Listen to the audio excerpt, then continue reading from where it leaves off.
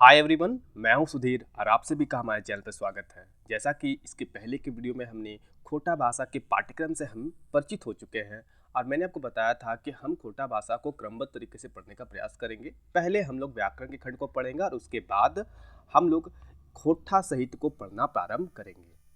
क्रमबद्ध तरीके से ही पढ़ेंगे और प्रत्येक टॉपिक समाप्त होने के बाद मैं क्या करूंगा, आपको अभ्यास करा दूंगा कि किस प्रकार के यहाँ पर प्रश्न पूछे जाते रहे हैं पिछले एग्जाम में आपके एग्जामिनर के द्वारा। तो आइए ज़्यादा समय ना लेते हुए हम लोग आज व्याकरण के मुख्य खंड को प्रारंभ करेंगे और उसके अंतर्गत सबसे पहले हम लोग पढ़ेंगे खोटा भाषा का परिचय परिचय हम लोग पढ़ेंगे। तो आइए सबसे पहले हम लोग ये देख लेते हैं कि आज हम लोग क्या पढ़ने वाले हैं। तो इस भाषा के अंतर्गत आज हम लोग क्या पढ़ने वाले हैं, पहले उसे हम देख लेते हैं। जैसे तो हम सबसे पहले आज यहाँ पढ़ेंगे कि इस भाषा का परिचय। सबसे पहले हम पढ़ेंगे क्या, इस भाषा से हम लोग परिचित हो जाएंगे। दूसरा हम लोग ये पढ़ेंगे कि इस भाषा की उत्पत्ति कैसे हुई, उद्गम कैसे हुई। ये जो भाषा है, इस भाषा का जो नाम है खोटा, ये भाषा नाम जो है कहाँ से आया, कैसे आया, तो खोटा साहित्यकारों का क्या मत है, क्या ये सही मानते हैं, हम उसे देखेंगे। उसके अलावा प्रत्येक भाषा की अपनी अपनी विशेषता होती है, तो हम यहाँ पर खोटा भाषा की विशेषताओं को देखेंगे। साथ में क्या हम देखेंगे, स्टैंडर्ड। जैसे आपको पता होगा कि हिंदी के लेखन का, हिंदी में यदि किसी साहित्य की रचना की जाती है तो वैसी अवस्था में क्या है कि हिंदी में आपको हिंदी का जो स्टैंडर्ड है, मानक तय कर रखा गया है, पहले से तय कर रखा गया है। इसी कारण से आपको विविधताएं देखने को नहीं मिलती हैं। जो साहित्य की रचनाएं हैं वहाँ पर जो मानक तय किए गए थे उन्हीं नियमों का पालन करके जो रचनाकार होते हैं वो क्या करते हैं, हिंदी में साहित्य की रचना करते हैं। उसी प्रकार खोटा भाषा के मानकीकरण को लेकर के अब तक 3 प्रयास किए गए, लेकिन कोई भी परिणाम जो है निर्णायक सिद्ध नहीं हुआ। अर्थात इस भाषा का जो मानक है अभी भी तय नहीं हो पाया है। यही कारण है कि जब आप अलग अलग किताबें पढ़ते हैं तो एक ही शब्द के लिए आपको एक शब्द जैसे मैं उदाहरण से आपको बताना चाहूँ, आप देखते होंगे कई लेखक तो बच्चे के लिए छुआ शब्द का प्रयोग करता है, तो कुछ लोग चेंगा का प्रयोग करता है, कुछ लोग गीदड़ शब्द का प्रयोग करता है। तो यहाँ पर इसके साथ परेशानियाँ क्यों हैं? इसके साथ परेशानियाँ इसलिए है क्योंकि यहाँ पर इसका स्टैंडर्ड तय नहीं किया गया। साथ में हम देखेंगे क्षेत्रीय रूप को देखेंगे, खोटा भाषा का क्षेत्र रूप देखेंगे और हम देखेंगे यहाँ पर यह जानने का प्रयास करेंगे कि खोटा भाषा जो झारखंड में बोली जाती है, यहाँ पर कौन कौन से इसके क्षेत्रीय रूप है। क्षेत्रीय रूप का मतलब ये है कि यहाँ पर खोटा भाषा पे अन्य भाषाओं का प्रभाव पड़ा, जिसकी वजह से यहाँ पर इनकी संज्ञा के रूप में, इस भाषा की संज्ञा के रूप में या क्रिया के रूप में अन्य क्षेत्रीय खोटा की तुलना में वो विविधता होती है। इस कारण से क्या हुआ कि इन्हें क्षेत्रीय खोटा कहा गया। तो हम इसके बारे में भी जानेंगे, पर उसके पूर्व आज हमारा टॉपिक ये होगा, कुल मिलाकर हम 6 चीज़ यहाँ पढ़ेंगे, पर उसके पूर्व हमें यह जानना आवश्यक हो जाता है कि लिपि क्या होती है। तो आइए देखें लिपि क्या होती है। तो लिपि क्या होती है? लिपि या लेखन का प्रणाली। लेखन प्रणाली का अर्थ होता है किसी भी भाषा की लिखावट या लिखने का ढंग। मतलब एक शब्द में कहा जाए तो किसी भाषा को लिखने का ढंग, ये क्या कहलाती है? ये लिपि है। ध्वनियों को लिखने के लिए जिन चिन्हों का प्रयोग किया जाता है, आगे आप देखें, ध्वनियों को लिखने के लिए जिन चिन्हों का प्रयोग किया जाता है वह लिपि कहलाती है। लिपि और भाषा दो अलग अलग चीजें हैं। भाषा वो चीज होती है जो बोली जाती है। लिखने को तो उसे किसी भी लिपि में लिख सकते हैं। जैसे मैं आपको बताता हूँ, हिंदी को आप रोमन लिपि में लिख सकते हैं। जैसे मैं आपको यहाँ पर लिखा एक चीज उदाहरण से समझाना चाहूँ तो आप रोमन लिपि में देखिए, यहाँ पर मैं समझाता हूँ। रोमन लिपि आपने देखा होगा। अंग्रेजी जो है, अंग्रेजी में कितने अल्फ़ाबेट है? 26 अल्फ़ाबेट है। और यहाँ पर इसे किस लिपि में लिखा जाता है? तो आप कहेंगे रोमन लिपि में। तो क्या हिंदी को रोमन लिपि में लिखा जा सकता है? जी हाँ, लिखा जा सकता है। और इसके लिए हमें इस वर्णों का प्रयोग करना पड़ेगा, ABC का। जैसे मैं एक उदाहरण ले लूँ, क्या मैं लिख पाया खोटा? तो मैंने ये जो लिखा खोटा, ये हिंदी का ही रूप है, लेकिन मैंने इसे रोमन लिपि में लिखा। तो मैं यहाँ बताना आपको ये चाहता हूँ कि लिपि और भाषा दो अलग चीज़ें हैं। भाषा वो चीज़ है जो बोली जाती है, लिखने को तो उसे हम किसी भी लिपि में लिख सकते हैं। जैसे खोटा को हम रोमन लिपि में लिख सकते हैं, हिंदी को भी रोमन लिपि में लिख सकते हैं। बातें स्पष्ट हो गई होंगी। आगे बढ़ते हैं, बात कर लेते हैं बोली क्या होती है। क्योंकि आप जब पढ़ेंगे खोटा, आप जब पढ़ते हैं तो यह आपको बता रखा गया कि एक क्षेत्रीय भाषा है। हम उसके बारे में आगे बात करेंगे, इसके बारे में जानेंगे। पर इसके पहले हम जान लेते हैं कि बोली क्या होती है। तो सीमित क्षेत्रों में बोली जाने वाली भाषा, हम यहाँ पर बात करेंगे लैंग्वेज शब्द के लिए। लैंग्वेज कहेंगे इस शब्द को। तो सीमित क्षेत्रों में बोली जाने वाली लैंग्वेज के रूप को क्या कहा जाता है? बोली कहा जाता है। अर्थात स्थानीय व्यवहार में विकसित रूप में प्रयुक्त होने वाली भाषा बोली कहलाती है। तो यहाँ पर बाद बाकी यहाँ डिटेल दे रखी है बोली के बारे में, बस इतना याद रखिए। यदि कोई भाषा जो है सीमित क्षेत्र में बोली जाती है तो उसे हम क्या कहते हैं? बोली कहा जाती है। उदाहरण देख लेते हैं। तो यहाँ उदाहरण कुछ देख सकते हैं, मगही, बुंदेली, कनौजी, ये सारे जो है ये बोली है, ये बोलियों के उदाहरण है। बात कर लेते हैं उपभाषा किसे कहते हैं। तो उपभाषा हम किसे कहें? तो जब बोली का क्षेत्र थोड़ा बड़ा हो जाता है तब वह उपभाषा बन जाती है। इसमें सहित रचना होती है। एक उपभाषा कई बोलियां हो सकती है। उदाहरण के तौर पे राजस्थानी की कई बोलियां हैं, जिसमें मेवाती है, मारवाड़ी है, जयपुरी। जिसमें आपको बताऊं बोली के बारे में, तो आपको वहाँ पर सहित रचना देखने को नहीं मिलेगी। पर जब बोली का क्षेत्र थोड़ा बड़ा हो जाता है तो ये जो लैंग्वेज है ये उपभाषा कहलाने लगती है। और यहाँ पर साहित्य की रचना क्या होती है? अब प्रारंभ हो चुकी रहती है। तो एक उपभाषा के अंतर्गत आपको कई सारी बोलियां देखने को मिलेगी।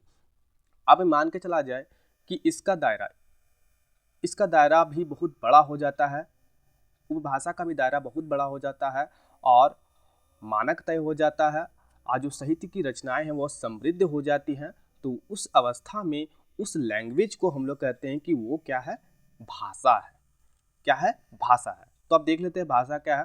भाषा वह साधन है जिसके द्वारा मनुष्य बोलकर, सुनकर, लिखकर व पढ़कर अपने मन के भावों या विचारों का आदान प्रदान करता है। दूसरे शब्दों में जिसके द्वारा हम अपने भाव को लिखित अथवा कथित रूप से दूसरों को समझा सके और दूसरे के भावों को समझ सके, उससे भाषा कहते हैं। सार्थक शब्दों के समूह या संकेत को हम लोग क्या कहते हैं?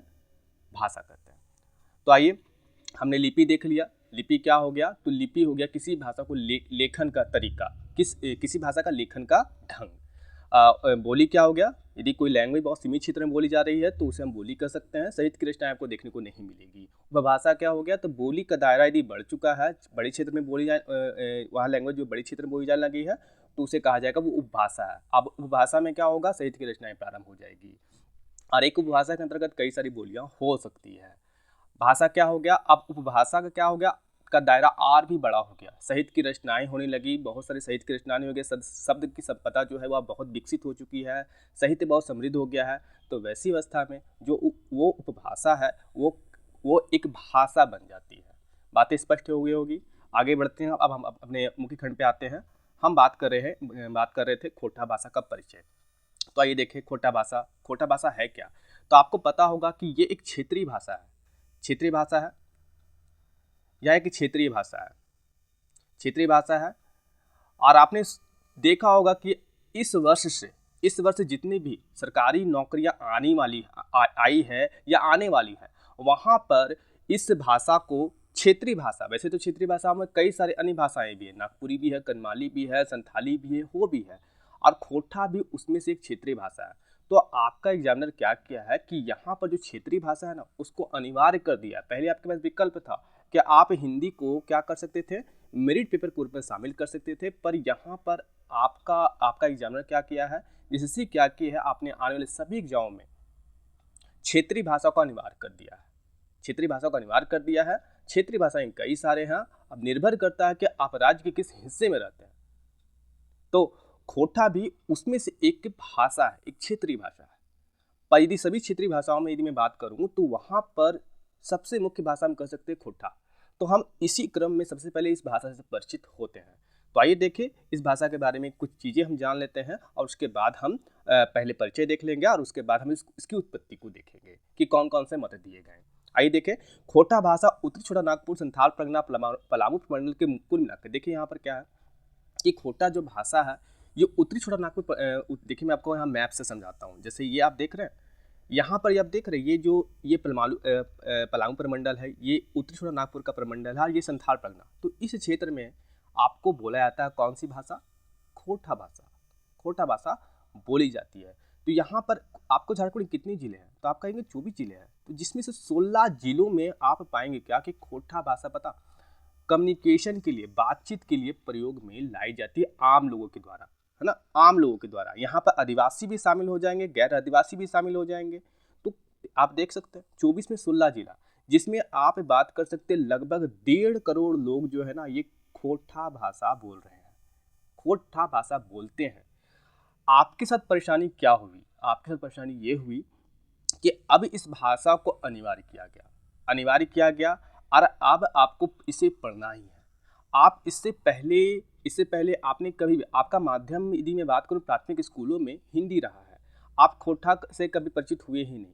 पर आपके सामने ये भाषा जब लेखन के रूप में आई तो आपको कठिनाइयाँ होने लगी। वैसे आप इस भाषा से अनजान नहीं हैं, आपके माता पिता या आपके पूर्वज जो है इस भाषा का प्रयोग करते रहे हैं कम्युनिकेशन के लिए, बातचीत के रूप में, तो आप परिचित इस भाषा से है।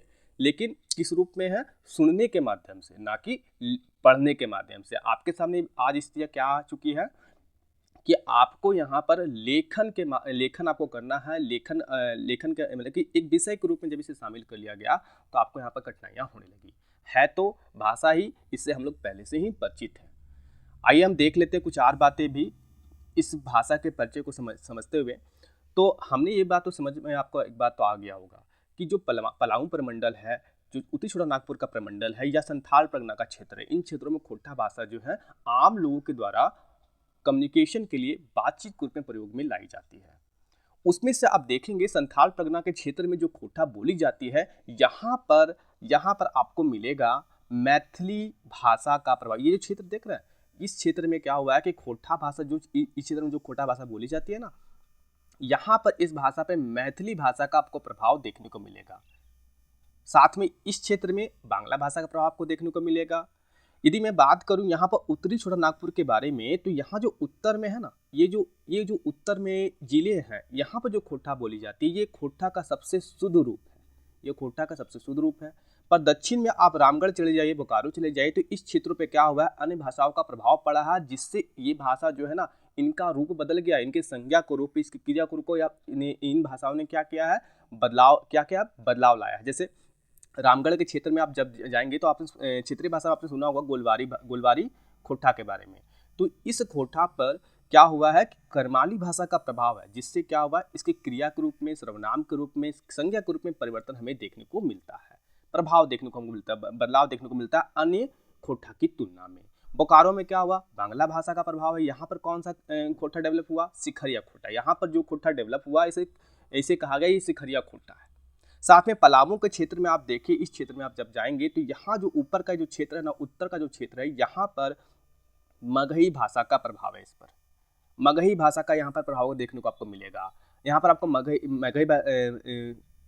मगही भाषा का प्रभाव देखने को मिलेगा। और दक्षिण में जो क्षेत्र है, जिसमें आपको यहाँ पर दिखा दूँ, ये जो क्षेत्र है इधर में क्षेत्र में जो खोटा बोली जाती है, यहाँ पर आपको भोजपुरी भाषा का प्रभाव देखने को मिलेगा।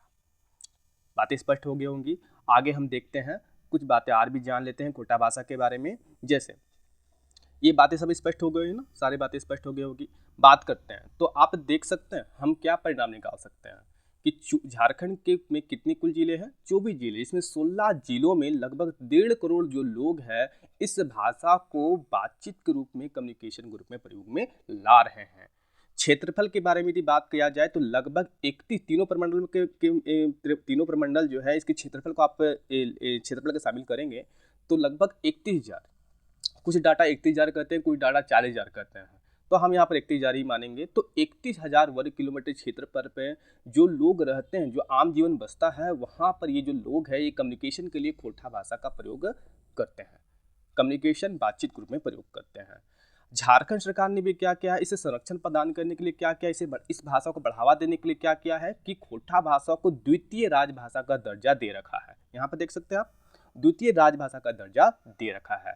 साथ में सरकारी नौकरियों में क्या किया गया है, ये जो क्षेत्र है, जैसे मैं आपको बता दूं, ये जो क्षेत्र है, ये जो है उत्तरी छोटानागपुर का प्रमंडल, ये संथाल परगना, और ये जो क्षेत्र है पलामू प्रमंडल, यहाँ पर तो क्या किया गया है, जो बच्चे भी इस क्षेत्र से संबंधित होंगे उन्हें खोटा भाषा, वैसे तो विकल्प उसके पास आर भी है कि वह नागपुरी रख सकता है, करमाली रख सकते हैं, पर उसके पास क्या है कि वो जो बच्चे हैं कि खोटा भाषा को क्षेत्रीय भाषा के रूप में चुनाव करना अनिवार्य किया गया है। वैसे नागपुरी या करमाली भाषा का भी आप चुनाव कर सकते हैं, पर यहाँ पर ये देख रहे पलामू प्रमंडल, इस क्षेत्र में खोटा बोली जाती है, लेकिन यहाँ पर कोई बाध्यता नहीं रखी गई बच्चों के साथ में, वो चाहें तो यहाँ पर किसी अन्य भाषा को भी चुनाव कर सकते हैं। पर यहाँ पर इस क्षेत्र में क्या किया गया है कि खोटा भाषा को अनिवार्य रूप से लागू कर दिया गया है। यदि आपको क्षेत्रीय भाषा के रूप में चुनाव करना है तो आप खोटा का चुनाव करना होगा। वैसे विकल्प आर भी है, नागपुरी चुनाव कर ले या कुनमाली चुनाव कर ले। साथ में आगे कुछ बातें और भी कर ले, जैसे इस भाषा के बारे में कुछ बातें और भी जान लें। तो लगभग इतने क्षेत्रफल पर या बोला जाता है। कितना क्षेत्रफल पे? तो लगभग 31,000 वर्ग किलोमीटर क्षेत्रफल पे यह भाषा बोली जाती है। बात करते हैं आगे के बारे में। अब इसकी उत्पत्ति को देख लेते हैं कि इस भाषा की उत्पत्ति उद्गम कैसे हुआ। तो यहाँ पर खोटा साहित्यकारों ने दो मत दिए हैं। खोटा साहित्यकारों ने दो मत दिए हैं। कुछ साहित्यकार ये मानते हैं कि इस भाषा की उत्पत्ति जो है खरोष्टी से हुई है, और कुछ साहित्यकार जो ये मानते हैं कि इस भाषा का जन्म जो है मगधी भाषा से हुआ है। तो हम इनके बारे में एक करके देखते हैं। सबसे पहले बात करते हैं खरोष्टी मत के बारे में। तो ये जो मत है इसे दिया है ए.के. झा ने। तो डॉक्टर ए.के. झा ने इस भाषा का नाम, देखिए पहला तो याद कर रखिए, इस भाषा का नाम जो खोटा है ना, खोटा, ये कहाँ से पड़ा?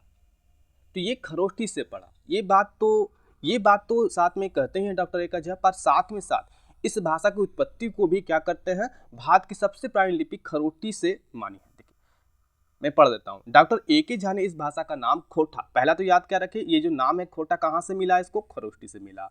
पर इस भाषा की उत्पत्ति कहाँ से हुई, ये निकला कहाँ से? तो इन दोनों का शोध भारत की सबसे पुरानी लिपि खरोष्टी से मानी है। तो डॉक्टर ए.के. झा ने किससे मानी है? खरोष्टी लिपि से मानी है। अब इसका उल्लेख उन्होंने अपनी पुस्तक में भी किया है।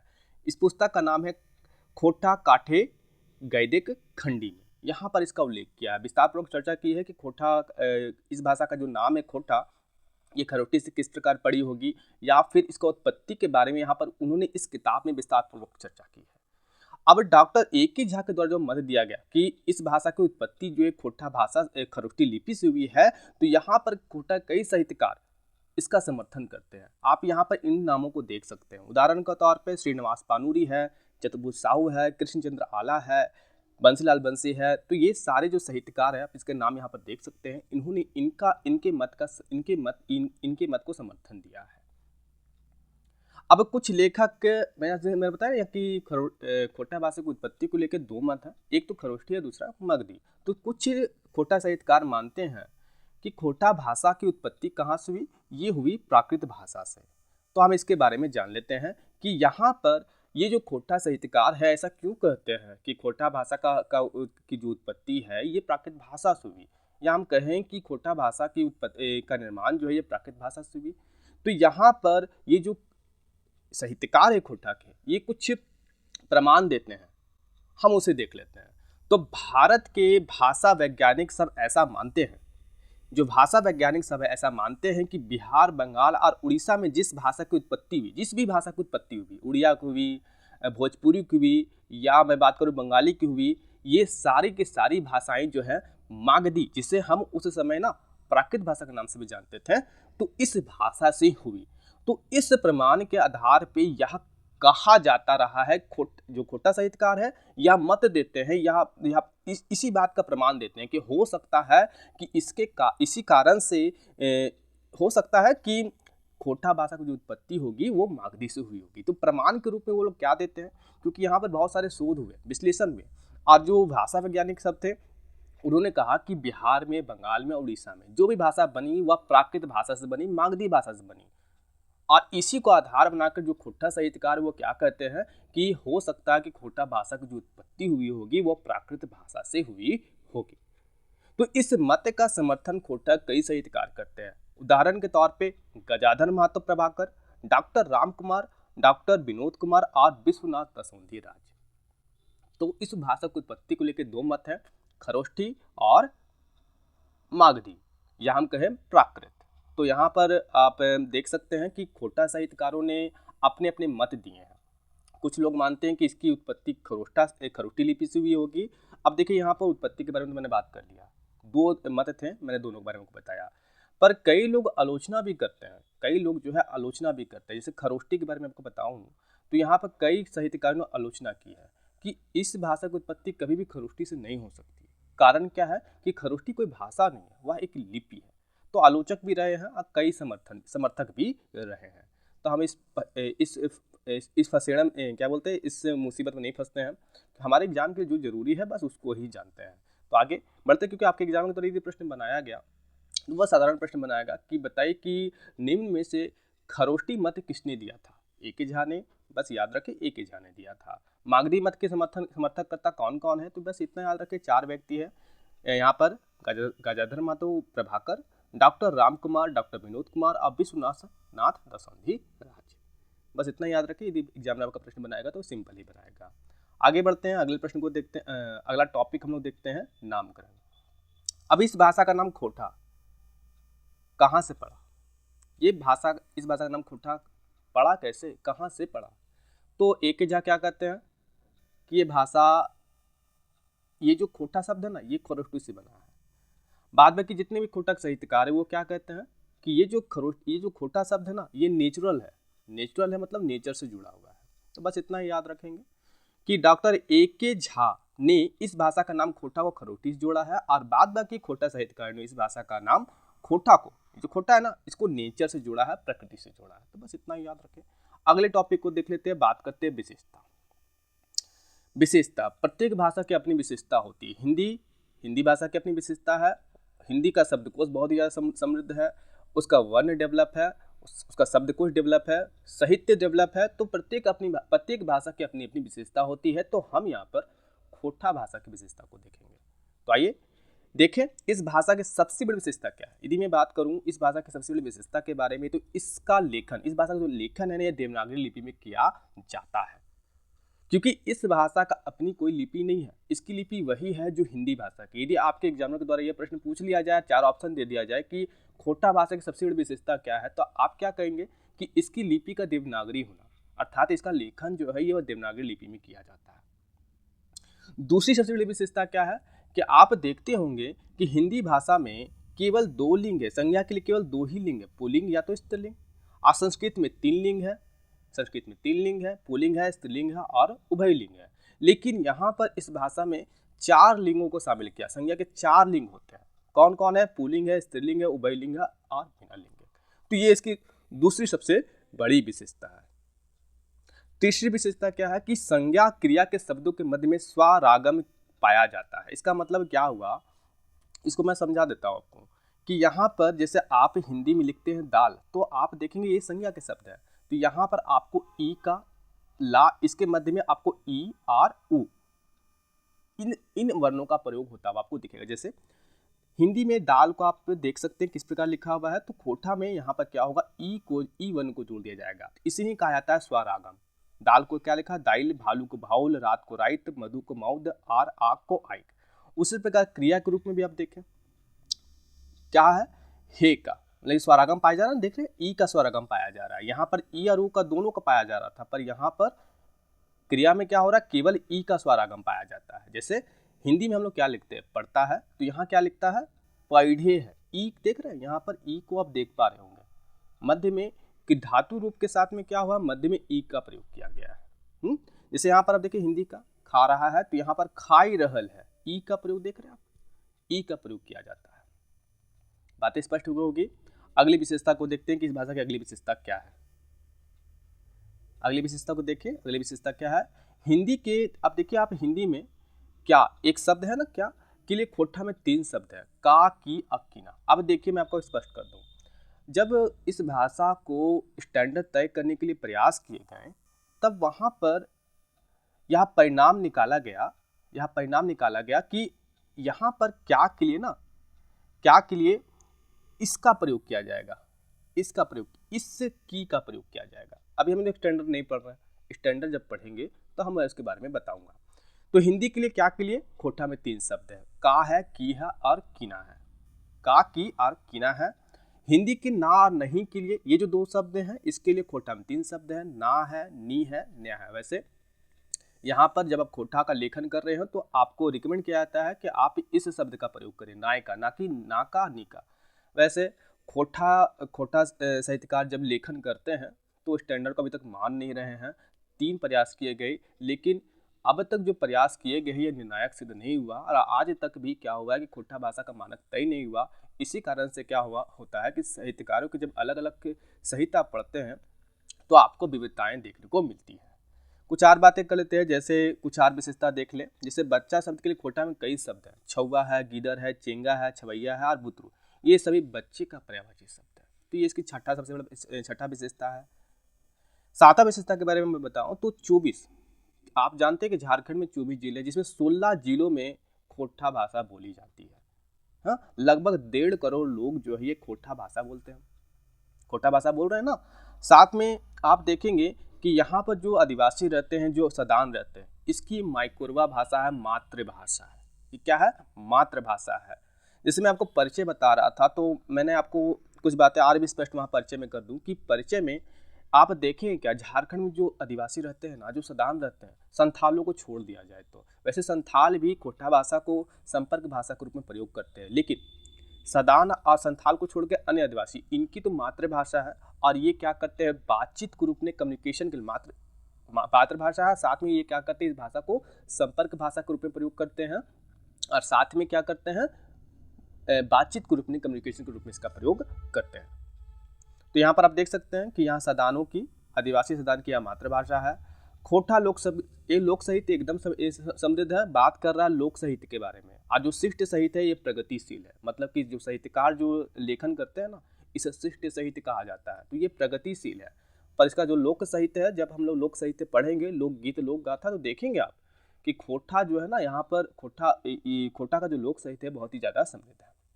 10वां विशेषता क्या है कि विभिन्न भाषाओं का इस पर प्रभाव पड़ा है। जैसे जो रामगढ़ बोकारो क्षेत्र में क्या हुआ, बांग्ला भाषा, कुरमाली भाषा का प्रभाव पड़ गया। उत्तर के क्षेत्र में आप देखेंगे क्या क्या, संथाल के क्षेत्र में जो खोटा बोली जाती है उसे मैथिली भाषा का प्रभाव पड़ गया। तो इस कारण से इस भाषा में विविधता पाई जाती है।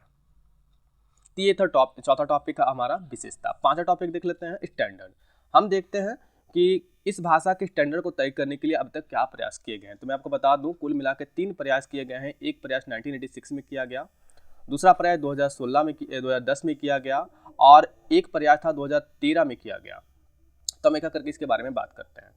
तो 1986 में किस प्रकार के प्रयास हुए उसको देखते हैं। तो भाषा के मानकीकरण को लेकर, मतलब देखिए, अब यहाँ पर केवल खोटा भाषा के बारे में बात नहीं हो रहा, यहाँ पर जो क्षेत्रीय भाषा है उनके मानक को तय करने के लिए ये जो सेमिनार है ना, इसका आयोजन किया गया। कब किया गया?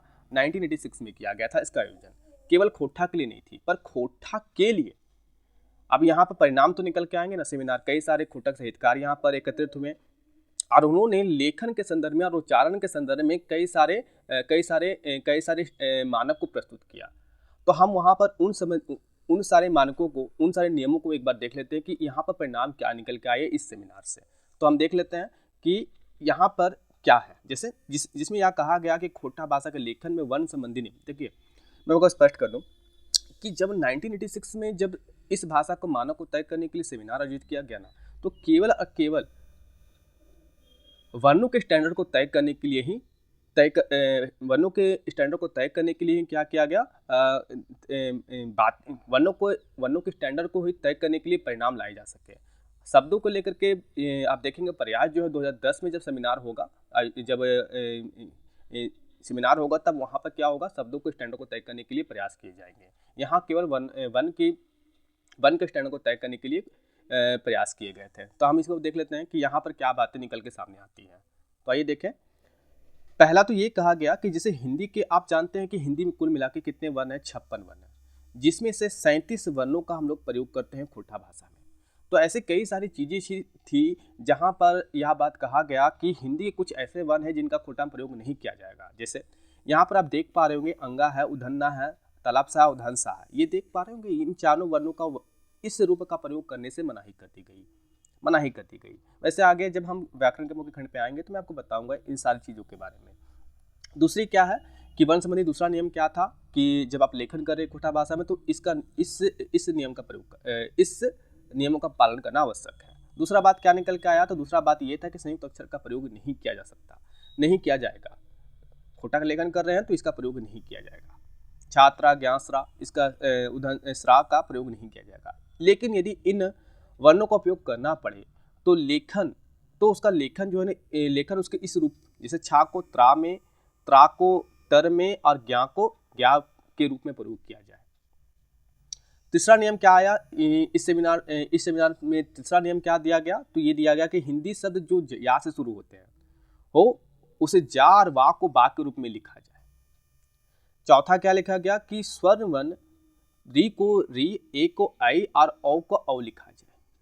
तो जब 1986 में सेमिनार हुआ ना, तो यहाँ पर जब खोटा साहित्यकार एकत्रित हुए तो उन्होंने मानक को खोटा के वर्ण को तय करने के संदर्भ में कुछ कुछ नियम दिए और हमने अभी इन नियमों के बारे में जाने। रिकैप कर लेता हूँ। तो जो हिंदी के वर्ण है इनका प्रयोग बोला नहीं करना आपको है, इनका प्रयोग नहीं किया जाएगा खोटा भाषा में। संयुक्त वर्ण का प्रयोग एकदम मना कर दिया गया। लेकिन यदि इस रूप का प्रयोग करना पड़े, इस वर्णों का प्रयोग करना पड़े, तो इसके इस रूप का प्रयोग ना करके यहाँ पर इस रूप का प्रयोग आपको करना है। स्पष्ट हो गई। तीसरी बात क्या कहा कि यदि कोई शब्द या से शुरू हो रहा है तो उसे, है ना, उसे जा में बदलना होगा और वाव को बा के रूप में लिखा जाए। जैसे मैं आपको बता देता हूँ, हिंदी का शब्द है यदि, तो आप जब खोटा में लिखेंगे तो इसे इस रूप में ना लिख करके इस रूप में लिखेंगे, यदि। हाँ, बात स्पष्ट हो गई होगी। आगे बढ़ते हैं, यहाँ बात करते हैं ये भी क्या है, हिंदी का स्वर है। तो यहाँ पर इसके स्थान पे किसका प्रयोग करने के लिए कहा गया, री का। ये भी वर्ण आपको मिलेगा, स्वर्ण वर्ण है हिंदी के, तो इसके स्थान पे इसका प्रयोग करने के लिए कहा गया और इसके स्थान पे इसका। लेखन में प्रयोग करना है तो आप इस रूप का प्रयोग नहीं कर सकते हैं, इसके इस रूप का, इसके इस रूप का प्रयोग आप कर सकते हैं। आगे देखते हैं दूसरा प्रयास को। ये था आपका 2010 में किया गया कुशवाहा धर्म सम्मेलन रामगढ़ 22 से 24 अक्टूबर 2010 के मध्य में हुआ। इस परिसर में खोटा भाषा पर एक बड़े सेमिनार और कार्यशाला का आयोजन हुआ, जिसमें जाने माने खोटा साहित्यकार शामिल हुए। उद्देश्य था खोटा भाषा का लेखन व उच्चारण का मानक तय किया जाए।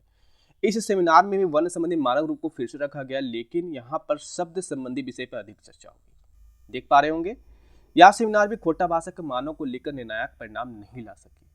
चलिए, पर कुछ तो कार्य हुआ, उसे हम देख लेते हैं। तो इस सेमिनार की मुख्य बात है जिसे खोटा भाषा के लेखन और उच्चारण में मानक माना गया, निम्न है। पहले तो हम देख लेते हैं कि वर्ण संबंधी क्या मानक तय किए गए, उसे देख लेते हैं। वर्ण कहिए, अक्षर कहिए। तो या के बदले जा। देखिए, पहले भी 1996 में जब सेमिनार आयोजित किया गया था तब भी यहाँ पर इस वर्ण को लेकर के ना बातें कही गई थी, पर यहाँ पर भी कुछ बातें और कही गई, जैसे या के बदले जा और वा के बदले बा। पर यहाँ पर स्थितियाँ क्या हो गई, वहाँ पे क्या था कि ये बात कहा गया था कि जहाँ भी या आए, हिंदी का ये वर्ण आए, उसके स्थान पे आप क्या प्रयोग कर ले, जा का। और यदि वा आए तो इसके स्थान पे बा का प्रयोग कर ले। तो इसी चीज को बाद में 2010 में स्पष्ट किया गया। क्या स्पष्ट किया गया, केवल शुरू के अक्षर के लिए, जैसे मैं बता दूं, केवल शुरू के अक्षर के लिए, अर्थात जो शब्द या से शुरू हो उसे जा में, और जो शब्द वा से शुरू हो उसके स्थान पर बा का प्रयोग हो। जैसे मैं बता दूं, यदि या देख रहे हैं, हिंदी का आप देख रहे हैं, तो यहाँ पर इसको यदि लिखा जाएगा, यदि लिखा जाएगा। या को आप देख सकते हैं किसमें बदला गया, जा में। योग को योग में, देख रहे हैं।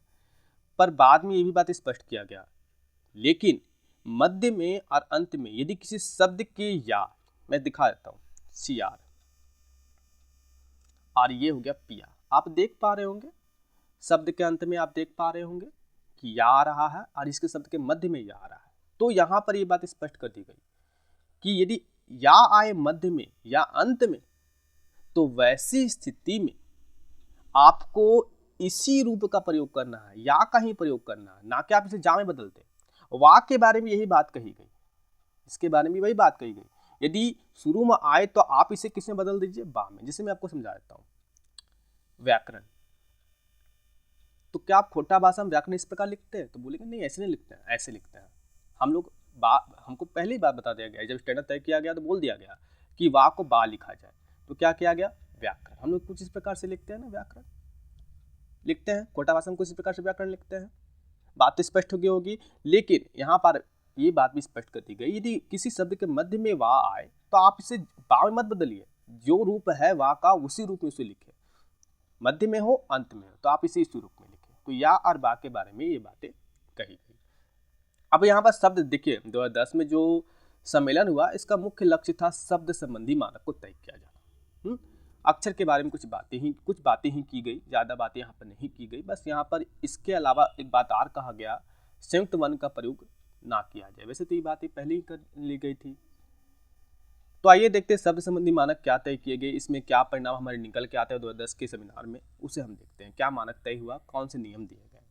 तो हिंदी शब्द क्या के लिए, खोटा भाषा में जो 3 शब्द है, का, की, कीना का प्रयोग। देखिए, मैंने आपको बताया था विशेषता में ना कि हिंदी के लिए क्या शब्द के लिए कई सारे शब्द है खोटा में, का है, की है, कीना है। अब यहाँ पर जब स्टैंडर्ड तय हो रहा था ना, तो ये बात स्पष्ट कर दिया गया कि क्या के स्थान के लिए, पता क्या के स्थान पर आप केवल इस की का प्रयोग कर सकते हैं। इस की का, जैसे आप देख रहे पा रहे होंगे, इस की का प्रयोग आप कर सकते हैं। लेखन में आपको खोटा में लेखन करना है तो आप क्या के स्थान पर किसका प्रयोग करें, इस की का। इसका प्रयोग नहीं मना कर दिया गया, इसका प्रयोग मना किया गया। वैसे आज भी कई साहित्यकार इसका प्रयोग करते हैं, का कीना का प्रयोग करते हैं। और इसके पास पीछे बस एक कारण है कि जो खोटा साहित्यकार हैं अब तक स्टैंडर्ड को मानते नहीं हैं, उनका अपना अहम भाव है, जिस कारण से अब तक इस भाषा का मानक स्टैंडर्ड को तय नहीं किया जा सका है। आइए कुछ बातें और भी देख ले कि इस संविधान में और क्या परिणाम निकल के सामने आते हैं। तो हिंदी में ना नहीं के लिए खोटा में 3 शब्द है ना, नी और नाई। तो इसमें से किसका प्रयोग करने की बात कही गई? नाई का।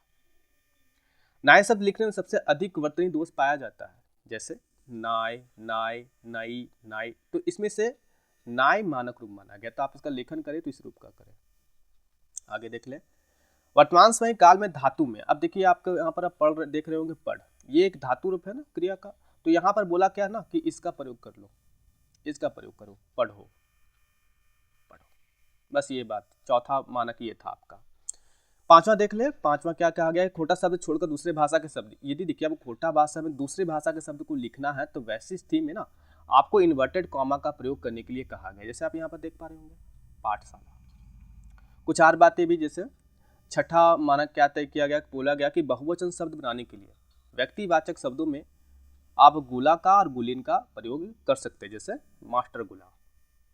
मास्टर गुला ये हमें क्या दिखा रहा है कि कई सारे मास्टर हैं, या हम कह सकते हैं मास्टरनी गुलीन। तो एक मास्टरनी को नहीं, कई मास्टरनी को दिखा सकती है, अर्थात यहाँ व्यक्तिवाचक शब्दों में गुला और गुलीन लगा करके हम क्या कर सकते हैं, इसे बहुवचन रूप दे सकते हैं। बातें स्पष्ट हो गई होंगी। आगे देख लेते हैं। अब अंतिम प्रयास जो था ये 2013 में किया गया था। वैसे तो याद क्या रखें कि यहाँ पर कोई विशेष प्रकार का सेमिनार का आयोजन नहीं किया गया था। यहाँ पर जब 2013 में जो जेटेड के प्रश्न पत्र बनाए गए तो वहाँ पर कई सारे विवाद खड़े हो गए। तो इसे दूर करने के लिए क्या किया गया, खोटा साहित्यकार एक जगह जमा हुए और उन्होंने इस बात को स्पष्ट करने का प्रयास किया। तो हम देख लेते हैं कि इस बैठक में कौन कौन सी बातें निकल के सामने आई। जैसे अब जब 2013 का जब टेट का पेपर हुआ ना, तो वहाँ पर इस शब्द का प्रयोग, अब वहाँ पर ये दोनों शब्द थे, की भी था और की भी था। पर 2010 में क्या बोला गया था कि यहाँ पर इस शब्द के लिए किस रूप का प्रयोग किया जाए, इस रूप का कि इस रूप का। तो ये बात तो पहले ही स्पष्ट कर दी गई थी ना कि इसके इस रूप का प्रयोग किया जाए, क्या के स्थान पर किसका प्रयोग करना है, इस रूप के की का। तो ये बातें यहाँ पर भी निकल के सामने आती है। साथ में संज्ञा का लेखन, संज्ञा, ये जो संज्ञा शब्द है हिंदी, ये तो शब्द हिंदी का है। यदि खोटा में लेखन करना है तो कैसे किया जाए। रहा था कि 2013 में जब जेटेड का एग्जाम हुआ तो बच्चों ने क्या किया कि संज्ञा के इस रूप का प्रयोग किया, अर्थात जब उन्होंने लेखन प्रारंभ किया तो उन्होंने क्या किया, इस शब्द का प्रयोग किया। तो यहाँ पर जब 2013 में बैठक हुई तो ये बात स्पष्ट कर दी गई कि यदि आपको इस शब्द का लेखन करना है खोटा भाषा में तो आप इस रूप का प्रयोग कर सकते हैं या इस रूप का प्रयोग कर सकते हैं। अब यहाँ स्पष्ट कर दो कि यहाँ पर बच्चों ने क्या किया कि संज्ञा को इस रूप में लिखा, इस रूप में लिखा। तो यहाँ जब बैठक हुई ना तो यहाँ पर स्पष्ट कर दिया गया कि देखिए आप इसका लेखन में प्रयोग नहीं कर सकते हैं, इस रूप का और इस रूप का। आपको लेखन करना है तो आपको इस रूप का प्रयोग करना होगा, इस रूप का आपको प्रयोग करना होगा। तो ये बातें यहाँ पर स्पष्ट कर दी गई। देखिए ये प्रयास भी जो थे खोटा भाषा के मानक को तय करने के लिए ही थे, मानक को तय करने के लिए थे। तीसरी बात क्या कही गई कि लोकोक्ति के लिए, जैसे लोकोक्ति के लिए एक शब्द दिया गया पटतय, मतलब कि आपको लोकोक्ति कहना है तो खोटा में आप इसे क्या कहेंगे, आप इसे कहेंगे पटतय। और यहाँ पर साथ में कवायद और मुहावरा शब्द के लिए, मुहावरा जो शब्द है हिंदी के, ये तो हिंदी के शब्द थे ना, तो इसके लिए आपको दिया गया आहना। आप इसे क्या कहेंगे खोटा भाषा में, इसे कहेंगे आहना। बातें स्पष्ट हो गई होगी।